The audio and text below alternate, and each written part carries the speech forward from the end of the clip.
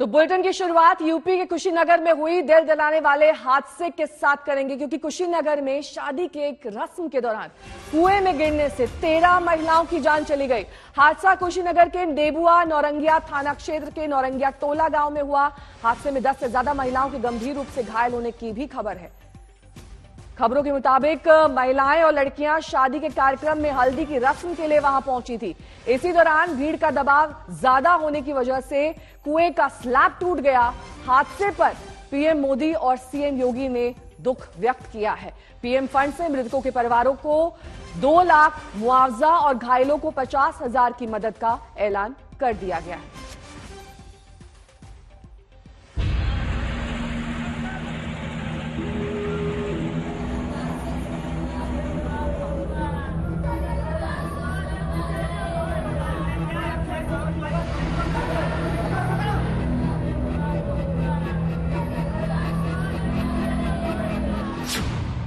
कुशीनगर में मातम में बदली शादी की खुशियां। हल्दी की रस्म के दौरान दिल दहलाने वाला हादसा। कुएं में 11 लड़कियों और महिलाओं की मौत। चंद पल पहले तक ये महिलाएं शादी के मंगल गीत गा रही थीं, लेकिन चंद पल बाद ही मातम छाया हुआ है। कुशीनगर के नौरंगिया गांव में चंद पल में कई परिवारों की जिंदगी मातम में बदल गई। जिस कुएं पर महिलाएं हल्दी की रस्म की गीत गा रही थीं, वहां आधी रात जिंदगी बचाने का ऑपरेशन चल रहा था। लेकिन ये रेस्क्यू ऑपरेशन जब तक पूरा हुआ, तब तक 11 बेशकीमती जिंदगी खत्म हो चुकी थी। कुशीनगर के नेबुआ नौरंगिया थाना क्षेत्र के नौरंगिया गांव के स्कूल टोला में इस कुएं पर एक शादी की हल्दी की रस्म चल रही थी। बड़ी तादाद में महिलाएं कुएं के स्लैब पर इकट्ठा थीं। तभी कुएं का कमजोर स्लैब टूट गया। महिलाएं और लड़कियां कुएं में गिर गईं। इन्हें बचाने की कोशिश में कई और महिलाएं कुएं में कूद पड़ी। कुआं पानी से भरा था, लिहाजा जान बचाना मुश्किल हो गया। एक दुखद हादसा हुआ। ये नौरंगिया टोला गांव में एक पुराना कुआं था जो पहले से स्लैब से ढका था और उसके ऊपर कुछ महिलाएं और बच्चे बैठे थे। एक शादी का कार्यक्रम था, उसमें वजन ज़्यादा होने के कारण वो स्लैब टूट गया और उसके ऊपर जितने लोग बैठे थे सब लोग कुएं के अंदर चले गए और मलबा उनके ऊपर गिर गया था। कुएं का स्लैब टूटते ही चीख पुकार मच गई। आरोप है कि एम्बुलेंस को कॉल किया गया, लेकिन एम्बुलेंस को आने में काफी वक्त लग गया। एम्बुलेंस आने से पहले स्थानीय पुलिस मौके पर पहुंच चुकी थी। इसमें 12 से 13 लोग, मतलब 15 लोगों का सर डेथ हो गया है। सर अभी तक कोई सुनवाई नहीं हुआ। एम्बुलेंस कितने देर बाद पहुंची? एम्बुलेंस सर अभी तक आया नहीं था सर। 1.5 घंटा हो गया सर, एक भी एम्बुलेंस नहीं आया था वहाँ पे। और कॉल करने पे यही बोल रहे थे कि एम्बुलेंस आ रहा है, एम्बुलेंस आ रहा है, एम्बुलेंस आ रहा है, और कोई एम्बुलेंस नहीं आया। 30 लोग गिरे थे, 15 लोग हम लोग बचा लिए, 16 लोग सर एक भी एम्बुलेंस नहीं है। 10 करने के बावजूद भी एक एम्बुलेंस नहीं है सर। कॉल हिस्ट्री भी है मेरे पास। एक एम्बुलेंस नहीं भेजा है। ऐसी बात है, 10 मोबाइल से फोन में एक भी एम्बुलेंस वाला नहीं आया। हादसे में मारे गए लोगों के परिजनों के लिए 4 लाख की सहायता राशि की घोषणा की गई है। जिनकी भी अगर लापरवाही है उस पर जांच करके कार्रवाई की जाएगी और जो मृतक परिजन है उनको हर एक मृतक को 4 लाख रुपए का जो राहत आर्थिक सहायता भी दी जाएगी। किसी की जिंदगी की भरपाई पैसे से नहीं हो सकती। बड़ा सवाल यह है कि क्या वक्त पर मदद मिलने से जानें बचाई जा सकती थी। संतोष कुमार सिंह, कुशीनगर, आज तक। अभिषेक मिश्रा मेरे सहयोगी इस वक्त तमाम जानकारी के साथ जुड़ गए। अभिषेक, बार बार यही बात सामने आ रही है कि एम्बुलेंस वक्त पर नहीं पहुंची। 1 से 1.5 घंटे का समय लग गया एम्बुलेंस पहुंचने में। अगर वक्त पर पहुंचती तो शायद कुछ और जानें बच सकती थी। देखिए, बिल्कुल पूरे मामले में कहीं ना कहीं समझ में आ रहा है कि अगर वक्त रहते एम्बुलेंस पहुंच जाती तो शायद जाने बच सकती थी, क्योंकि जो घटना हुई है वो एकाएक हुई है और उसके बाद में जिस तरीके से रिएक्शन आया वो थोड़ा कम, उसमें देरी हुई है। यही कारण है कि नाराजगी इसको लेकर के, हालांकि सरकार की तरफ से साफ कर दिया गया कि पूरे मामले को लेकर के अब सरकार एहतियात नहीं बरत रही है, तुरंत इसको लेकर के स्वास्थ्य सेवाओं को पहुंचाने की बात हुई है। लेकिन जिस तरीके के बयान आ रहे हैं वो साफ तौर पर बता रहे हैं कि अगर वक्त रहते एम्बुलेंस पहुंचती तो ये ना हो पाता। घटना के बाद में हालांकि प्रशासन जो है डैमेज कंट्रोल करने में लगा हुआ है, उपचार की बात करें, लेकिन जिस तादाद में आप यहाँ पर जाने गई है वो साफ तौर पे बताती है कि अगर समय रहते कुछ किया जाता तो शायद इसमें और ज्यादा इंतजाम हो सकता था और कुछ जाने बच सकती थी। जी बहुत बहुत शुक्रिया अभिषेक इस तमाम जानकारी के लिए आपका। बात यूपी चुनाव की करेंगे क्योंकि समाजवादी पार्टी सुप्रीमो अखिलेश यादव कल कन्नौज की रैली में यूपी पुलिस पर जमकर बरसे। अखिलेश ने पुलिस वालों को बदतमीज बताया और बीजेपी के इशारे पर काम करने का आरोप लगाया। उन्होंने पूर्व आईपीएस कन्नौज से बीजेपी प्रत्याशी असीम अरुण पर भी बिना नाम लिए निशाना साधा। पुलिस वालों, पुलिस पुलिस पुलिस पुलिस वालों, क्यों कर रहे हो ये तमाशा? तुमसे ज्यादा बदतमीज कुछ नहीं हो सकता, क्यों ऐसा कर रहे हो भाई? एसपी सुप्रीमो अखिलेश यादव को ये क्या हो गया? तुमसे ज्यादा बदतमीज कुछ नहीं हो सकता, क्यों ऐसा कर रहे हो भाई? ये लगता बीजेपी वाले करवा रहे हैं। कभी उत्तर प्रदेश के मुख्यमंत्री रहे अखिलेश पुलिस को लेकर ये कैसी बातें कर रहे हैं? पुलिस वालों, क्यों कर रहे हो ये तमाशा? तुमसे ज्यादा बदतमीज कुछ नहीं हो सकता। खाकी वर्दी पर इतने आग बबूला क्यों हैं अखिलेश? ये जो वर्दी उतार के आए हैं, इनका नशा उतारोगे कि नहीं उतारोगे कन्नौज वालों? मैंने सुना है कि झूठ बोल रहे हैं वो लोग। अपने शांत और संयम मिजाज के लिए पहचाने जाने वाले अखिलेश यादव का कल बिल्कुल अलग अंदाज नजर आया। अखिलेश कन्नौज में रैली करने आए थे और रैली के दौरान पुलिस वालों पर बुरी तरह भड़क गए।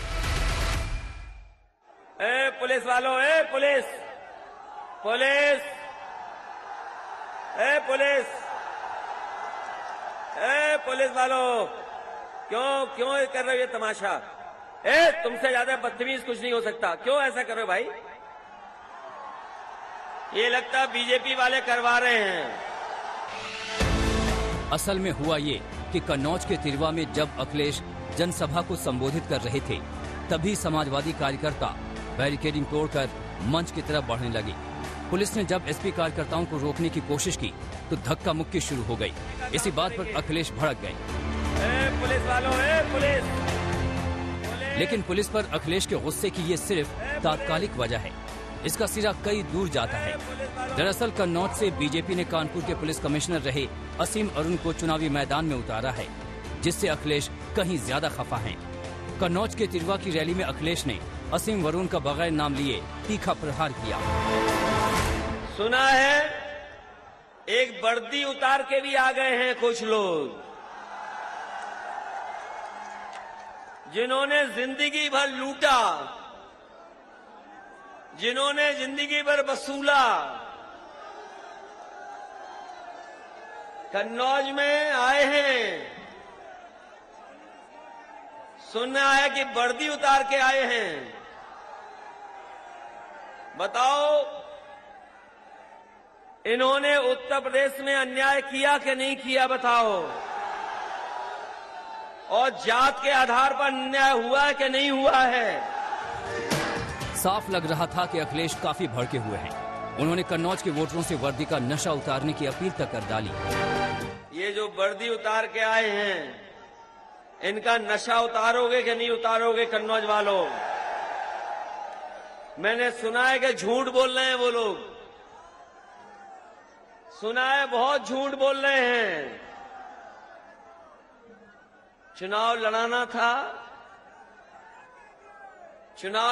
था तो वर्दी उतार दी।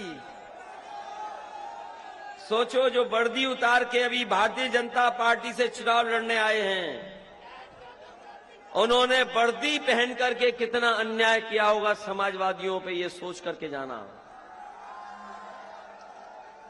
बताओ, धोखा देते रहे होंगे नौकरी करते करते, समाजवादियों पे अन्याय किया, गरीबों पे अन्याय किया। दरअसल जब से असीम अरुण को बीजेपी ने प्रत्याशी बनाया है, तब से अखिलेश उनके खिलाफ हमलावर हैं। असीम अरुण को टिकट मिलते ही अखिलेश ने चुनाव आयोग से भी इसकी शिकायत की थी और अरुण के साथ काम कर चुके पुलिस वालों को चुनाव ड्यूटी से हटाने की मांग कर डाली थी।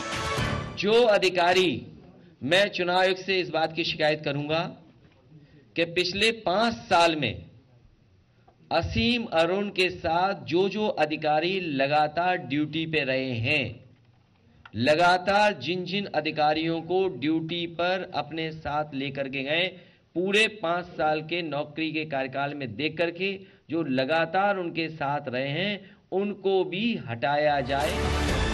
अखिलेश यूपी की सत्ता में दोबारा वापसी के लिए चुनाव मैदान में उतरे हैं।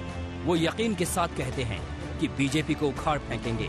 ऐसे में इस आत्मविश्वास के बीच इस तरह की बौखलाहट का क्या मतलब निकाला जाए? तुमसे ज्यादा बदतमीज कुछ नहीं हो सकता, क्यों ऐसा करो भाई? नीरज श्रीवास्तव, कन्नौज, आज तक। अभिषेक मिश्रा मेरे सहयोगी इस वक्त तमाम जानकारी के साथ जुड़ गए हैं। अभिषेक, देखिए, चुनावी माहौल में छींटाकशी अलग बात है, एक दूसरे पर निशाना साधा ही जाता है, लेकिन एक नई मांग यहां पर अखिलेश यादव ने रख दी है। उन्होंने कहा है कि जो अधिकारी असीम अरुण के साथ जुड़े हुए थे, उनके साथ जब वो पद पर तैनात थे, उनके साथ काम करते थे, उन्हें भी हटा दिया जाए। ये कैसी मांग है?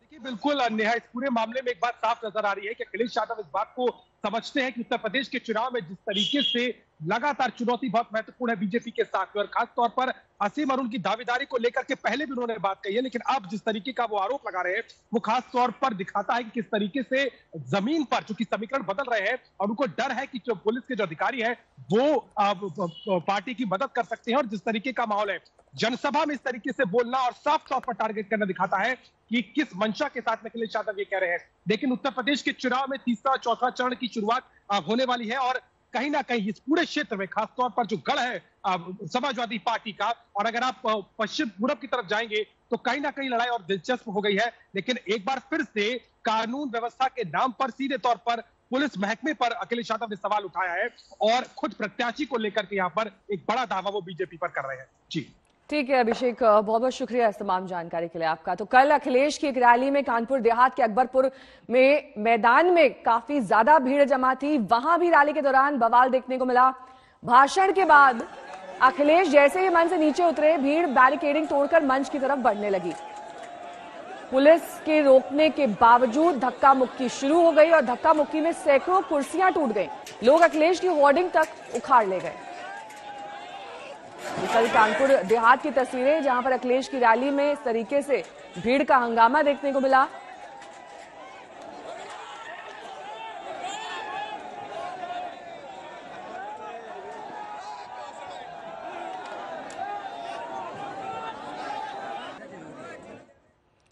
तो जुबानी जंग भी तेज हो गई है, क्योंकि चुनावी माहौल इस वक्त अपने चरम पर है। 2 चरणों का मतदान उत्तर प्रदेश में हो चुका है, तीसरे चरण का होना है, और ऐसे में किस तरीके से वार पलटवार हो रहा है, देखिए। डबल इंजन की सरकार है, डबल डोज राशन की भी मिल रही होगी ना? महीने में 2 बार राशन मिल रहा है कि नहीं मिल रहा है? क्या ये राशन 2017 के पहले ही मिलता था क्या? सपा की सरकार में, बसपा की सरकार में, कांग्रेस की सरकार में, सपा की सरकार में सपा के गुर्गे सब राशन खा जाते थे। बसपा की सरकार में बहन जी का हाथी का पेट ही इतना बड़ा है कि पूरे प्रदेश का राशन ही उसमें समा जाएगा। और कांग्रेस को तो बोलना ही क्या है, जब देश में संकट आता है भाई बहन भारत छोड़ करके चले जाते हैं। इस डबल इंजन की सरकार में अगर कोई चीज डबल हुई है तो भ्रष्टाचार डबल हुआ है। डबल हुआ भ्रष्टाचार के नहीं,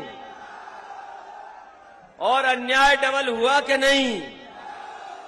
ये वही लोग हैं जिन्होंने किसानों की हत्या की है, किसानों की जान ली, जीप चढ़ा दी। ये बुलडोजर चलाने वाले, बताओ बुलडोजर वहां क्यों नहीं चला रहे लखीमपुर में? जो संकल्प था हमारा पहले दिन से, कोरोना हारेगा भारत जीतेगा, ये भारत को विजयी बनाने का संकल्प था। लेकिन जैसे ये नारा दिया कोरोना हारेगा भारत जीतेगा, सपा के नेताओं के कांग्रेस के नेताओं ने नारा लगाना शुरू कर दिया था और कहना शुरू कर दिया था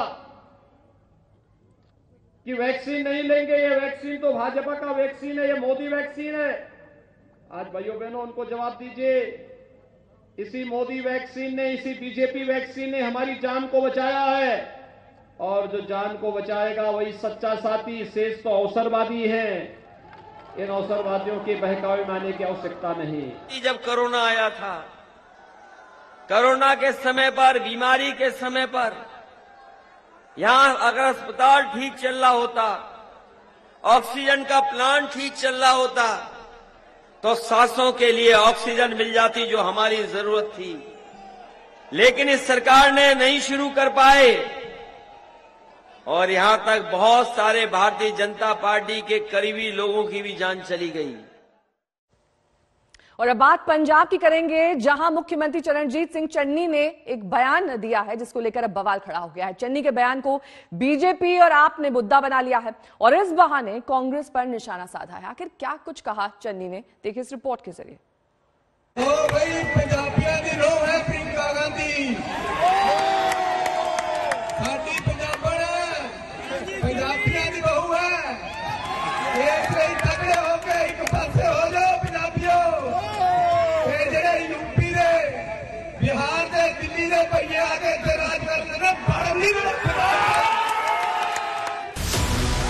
चुनावी लहर में, सियासी समर में चरणजीत सिंह चन्नी के ऐसे बोल जिस पर हल्ला बोल शुरू हो गया।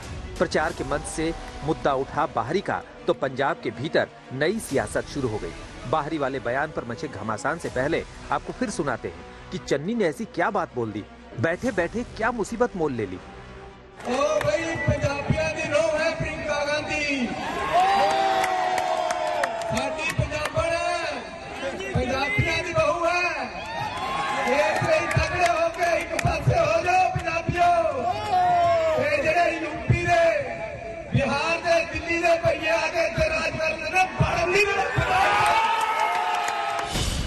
चन्नी के इसी बयान को बीजेपी ने मुद्दा बनाया, यूपी, बिहार और दिल्ली के लोगों का अपमान बताया।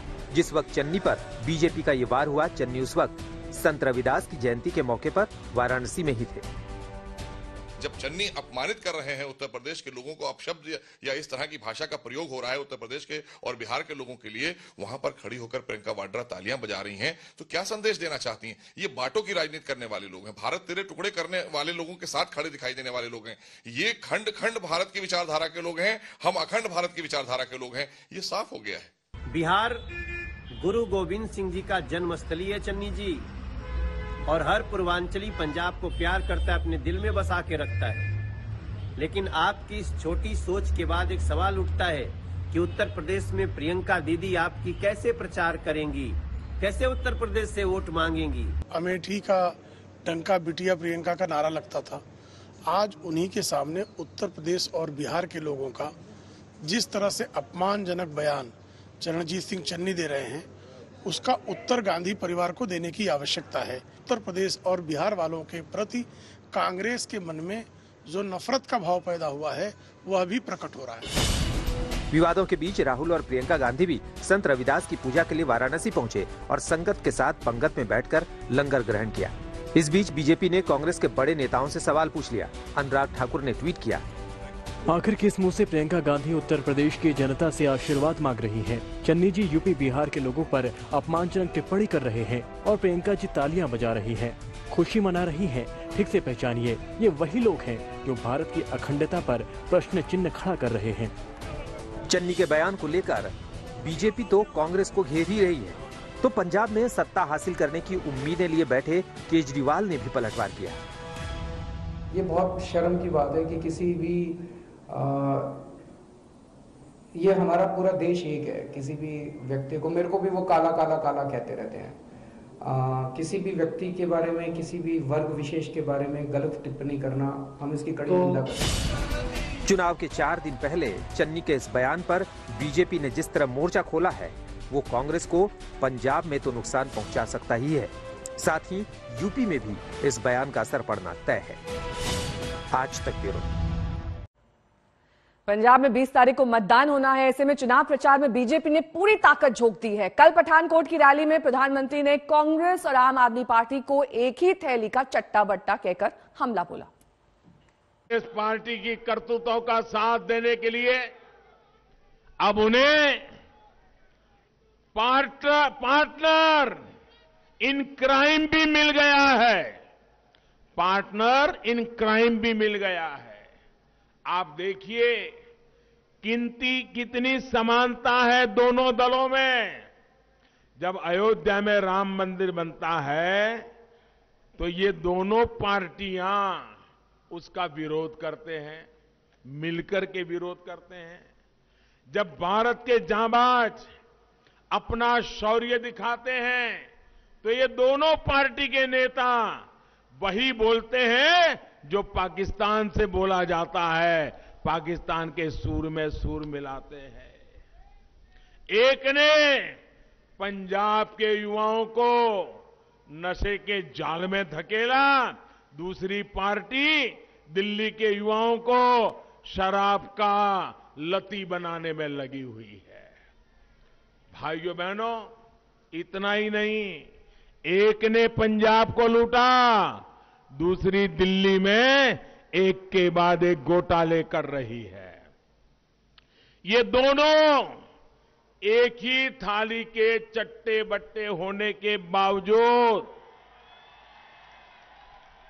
अब ये दोनों पार्टियां मिलकर पंजाब में नूरा कुश्ती कर रहे हैं। नूरा कुश्ती WWF आता है ना, हाँ, ये कर रहे हैं जी। ये आमने सामने होने का दिखावा कर रहे हैं। पंजाब चुनाव में कांग्रेस सत्ता बचाने के लिए संघर्ष कर रही है, लेकिन कांग्रेस के भीतर ही उठापटक शांत होने का नाम नहीं ले रही। पिछले दिनों पंजाब कांग्रेस के बड़े नेता अश्विनी कुमार ने पार्टी को छोड़ दिया। इस बीच कल मनीष तिवारी का एक ट्वीट सामने आया, जिसे लेकर अब अटकलें तेज हो गई हैं। मनीष तिवारी ने ट्वीट में लिखा है, बोलता हूं तो इल्म है बगावत का, मैं चुप रहूं तो बेबसी सी होती है।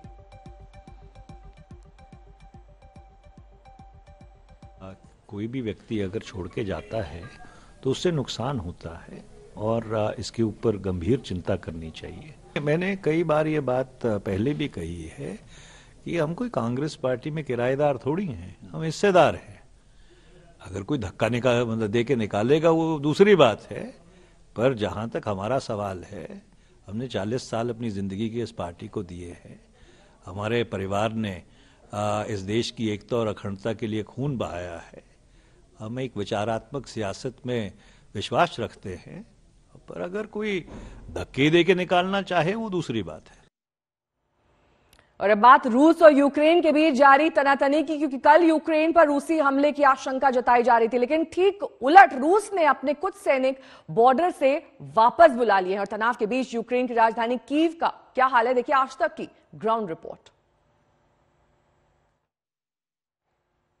News items about Russia going to invade Ukraine. What do you think about it? I think it's kind of game of muscles and nothing more. Yep, for sure people are worrying a lot, but in my case and in case of my friends, we just trying to live our typical life without any attention to this kind of aggression. So this panic created by media that there is going to be a war has not affected your normal life at all? I can't say like loudly, this. A little loudly. Yeah, because for sure we feel some not good emotion in the morning because you I understand. Yeah. It's a lot of pressure on you. Yeah. But you're trying to skip it and stay as normal as possible. Yeah. But you think there'll be war? I'm not sure. You think it will be yes or no? It will be like can happen or cannot happen?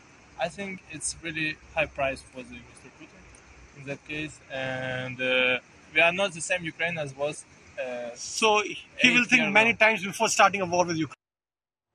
संगीतकार बप्पी लाहिरी का थोड़ी देर में अंतिम संस्कार किया जाएगा। मुंबई में बप्पी लाहिरी के घर पर लोगों का पहुंचना शुरू हो गया है और कल मुंबई के एक अस्पताल में बप्पी लाहिरी का निधन हुआ था। मेरे सहयोगी पारस इस वक्त सीधे मुंबई से जुड़ गए हैं। पारस, कब तक ये अंतिम क्रिया की पूरी प्रोसेस हो जाएगा? नेहा, कुछ ही देर में जो है पूरी तैयारियां पूरी कर ली जाएंगी। उनके लिए एक ओपन वैन जो है वो मंगवाया गया है, जहां पर उनका पार्थिव शरीर रखा जाएगा और पूरे जो इलाका है, झोका इलाका, वहां से घुमाकर जो है क्रेमेटोरियम तक लेके जाया जाएगा। जिस तरीके से उनका ऑरा था, पप्पी लहरी को जिस तरीके से लोग प्यार करते थे, तो लोग जो है उनके फैंस यहाँ पहुंचने की पूरी तैयारी है। फैंस यहाँ पहुंच सकते हैं, उसी के मद्देनजर जो है यहाँ पर सिक्योरिटी, मुंबई पुलिस की सिक्योरिटी भी जो है वो बढ़ा दी गई है। साथ ही साथ आप वैन देख सकती हैं, पूरी तरीके से ये ओपन वैन है। इसी में जो है पप्पीदा का पार्थिव शरीर ले जाया जाएगा और पूरी तरीके से फूलों से सजाया गया है और उनकी अंतिम यात्रा कुछ ही देर में शुरू होगी। 10 साढ़े 10 का जो समय है वो निर्धारित किया गया है। अंदर पूजा क्रिया जो है वो शुरू हो चुकी है। कुछ ही देर पहले पंडित जो है वो अंदर गए थे और अंतिम क्रिया की जितनी भी पूजाएं होती हैं, जितनी भी विधियां होती हैं, वो शुरू कर दी गई हैं। तैयारियां जो हैं वो पूरी तरीके से यहाँ कर ली गई हैं। मुंबई पुलिस यहाँ पहुंच गई है। सिक्योरिटी जो है, पर्सनल बॉडीगार्ड जो होते हैं वो यहाँ है। सारी चीजें जो हैं पूरी तरीके से यहाँ कर दी गई हैं और कुछ ही देर में इसी जगह से, जो पप्पी लहरी का घर है, यहाँ से उनकी अंतिम यात्रा शुरू की जाएगी, जो जुहू के पवन हंस क्रेमेटोरियम तक जाएगी और वहां पर आखिरी बार जो है लोग जो है पहुंच सकते हैं, उनको फैंस जो है वो पहुंच सकते हैं, यहाँ भी पहुंच सकते हैं और फिर वहां जाके पप्पी लहरी का पवन हंस में अंतिम संस्कार कर दिया जाएगा। नेहा, ठीक है पारस, जिस तरीके से आप जानकारी दे रहे हैं, कुछ देर बाद अंतिम क्रिया को पूरा किया जाएगा। इस बीच फैंस का जमावड़ा हम पप्पी लहरी के घर के बाहर और साथ ही कई और फिल्मी हस्तियां आज जुड़ेंगी। पारस, किस किस के आने की उम्मीद है उनके अंतिम संस्कार में? बिल्कुल नेहा, जिस तरीके से उनका ऑरा था, जिस तरीके से उन्होंने 80s में शुरुआत की थी, लोग उनके डिस्को गाने के दीवाने थे। जितने भी मुंबई में हम हिंदी फिल्म इंडस्ट्री की बात करें तो लोग जो हैं बहुत ज्यादा उनसे प्यार करते थे, उनको सम्मान देते थे। कल अगर बात करें, जैसे ही लोगों को फिल्म इंडस्ट्री के लोगों को पता चला, लोग यहाँ पहुंचे थे, फिल्मी अभिनेता यहाँ पहुंचे थे, बहुत सारे ऐसे लोग थे, मशहूर लोग थे जो उनके आखिरी दर्शन के लिए पहुंचे थे, क्योंकि उनका जो पार्थिव शरीर है वो यहीं घर पे ही था कल। तो अभी ये माना जा रहा है कि इंडस्ट्री के ऐसे बहुत सारे लोग हैं, ऐसे बहुत बड़े लोग हैं जो उनको चाहते थे, उनको सम्मान देते थे और उनके गानों के बहुत बड़े चाहक थे, फैंस थे, वो पहुंच सकते हैं। बॉलीवुड से बड़े बड़े सितारे जो हैं उनके आखिरी दर्शन के लिए उनके घर भी पहुंच सकते हैं और शमशान भी पहुंच सकते हैं। ठीक है पारस, नजर बनाए रखिएगा क्योंकि पप्पी लहरी का अंतिम संस्कार अब से कुछ ही देर बाद किया जाएगा और जैसा कि आप जानकारी दे रहे हैं, कई बड़ी फिल्मी हस्तियां भी जुड़ सकती हैं दर्शन करने के लिए और अंतिम दर्शन के लिए। कल से ही हमने देखा था कि कैसे बहुत सारे फिल्मी सितारे जुड़े थे पप्पी लहरी की आखिरी दर्शन करने के लिए और साथ ही कई ऐसे फिल्मी अभिनेता हैं और अभिनेत्रियां हैं जो आज भी जुड़ेंगे। पारस, क्या जानकारी मिल रही है, किस तरीके से पूरा प्रोसेशन निकाला जाएगा? आपने बताया कि ओपन ट्रक मंगाया। फैंस हैं जो उनके चाहने वाले हैं वो उनके आखिरी दर्शन कर सके और पूरे अच्छे तरीके से कर सके, इसके लिए सारी तैयारियां जो है उनके घर के बाहर कर ली गई है।